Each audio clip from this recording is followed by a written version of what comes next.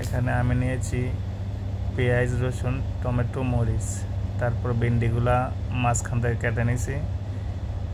এখন আমি দিয়ে দেব একটু তেল,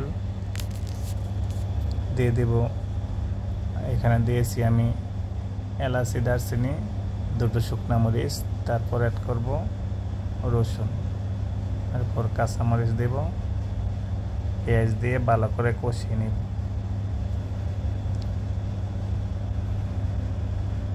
মশলাটা পারফেক্ট করে বানিয়ে নিতে হবে।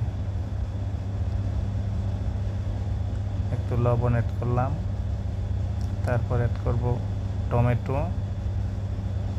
টমেটোটা দিয়ে মশলাটা পারফেক্ট বানিয়ে তারপর আমি ভেন্ডিগুলো অ্যাড করব।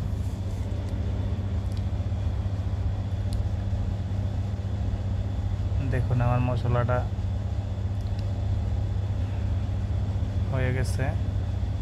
এবার আমি একটু হলুদ, তারপর একটু গরম মশলা, মিক্স মশলা দিয়ে একটু পানি অ্যাড করব। অ্যাড করে সুন্দর একটা মশলা বানাবো। দেখুন অনেক টেস্টি একটা মশলা হয়েছে। এই মশলাটার মাঝে আমি অ্যাড করব ভেন্ডি। যেহেতু আমার ভেন্ডিগুলা মাঝখান থেকে কেটেছি, তাই সিদ্ধ হইতে একটু টাইম লাগবে। একটু চুলাটার আঁচ কমিয়ে দিয়ে ভালো করে সিদ্ধ করবেন, যাতে পানিটা শুকিয়ে যায়। পানিটা শুকিয়ে গেলে তেলটা বাইসে আসবে, তখনই আপনার ভেন্ডিটা ভালো হবে।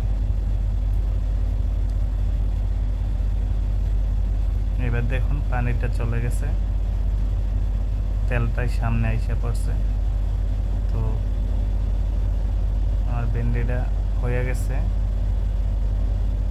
একদম পারফেক্ট। আপনারা চাইলে বাসায় ট্রাই করে দেখতে পারেন।